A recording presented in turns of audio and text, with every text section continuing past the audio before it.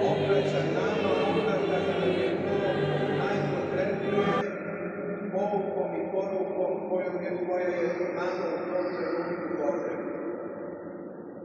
Danas čusmo perikopu